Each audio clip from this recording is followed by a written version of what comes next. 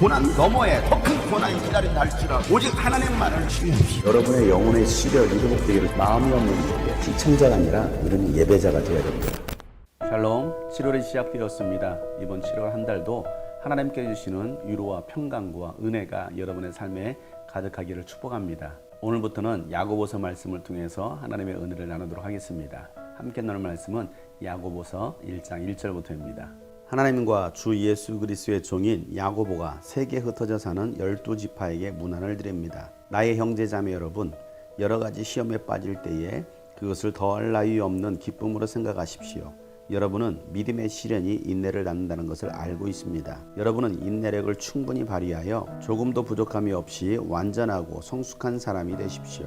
여러분 가운데 누구든지 지혜가 부족하거든 모든 사람에게 아낌없이 주시고 나무라지 않으시는 하나님께 구하십시오. 그리하면 받을 것입니다. 조금도 의심하지 말고 믿고 구해야 합니다.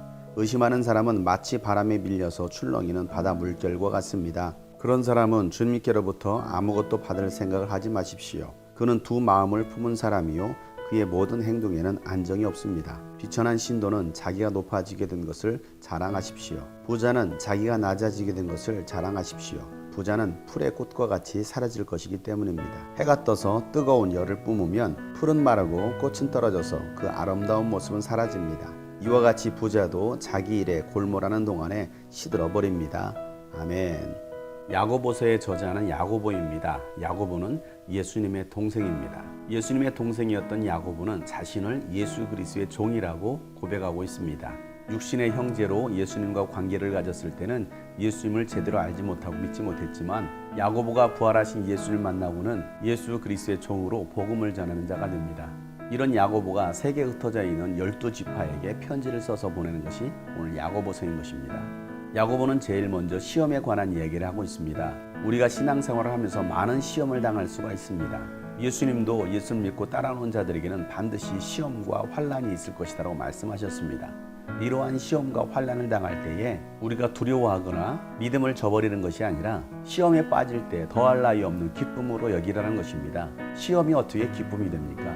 예수님 때문에 믿음 때문에 우리가 시험 가운데 있을 때에 그것을 더할 나위 없는 기쁨으로 생각하라는 것입니다. 그것은 그 시험을 이겨내기 위한 믿음의 시련이 인내를 만들어내기 때문입니다. 시험을 견뎌내는 이 인내, 오래 참음은 결국 우리를 부족함이 없는 완전하고 성숙한 사람으로 우리를 만들기 때문입니다. 그러나 시험이 우리에게 찾아왔을 때에 인내하지 못하고 원망하거나 불평하고 그 시험에 걸려 넘어지는 사람들은 성숙한 믿음을 갖지 못하는 것입니다.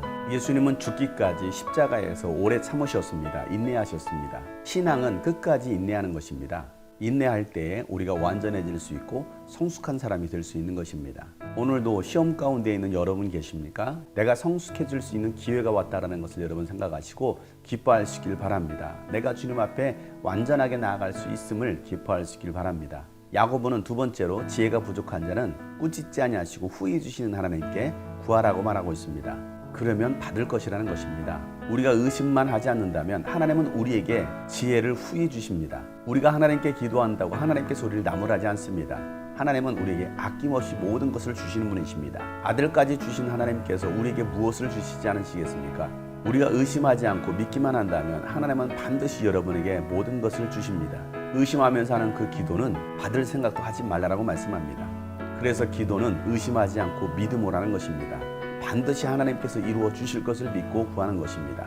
그리고 마지막으로 가난한 자든 부자든 자기에게 주어진 처지에 대해서 자랑하라고 말하고 있습니다. 비천한 자가 높아진 것을 자랑할 수 있어야 된다는 것입니다.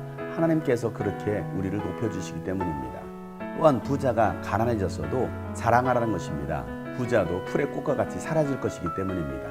아무리 이 땅에서 우리가 많은 것을 가지고 부자였다 할지라도 세상의 아름다운 모습은 한순간에 사라질 수도 있습니다. 그렇기에 부자든 가난한 자든 자기에게 주어진 처지에 대해서 하나님께 감사할 줄 아는 사람이 되어야 되는 것입니다.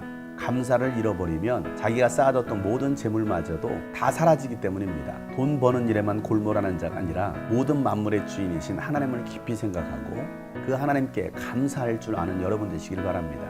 시험에 빠져들었습니까? 여러분이 완전하고 성숙해질 수 있는 기회가 왔으므로 기뻐하시길 바랍니다. 그리고 그 시험을 인내함으로 잘 견디시길 바랍니다.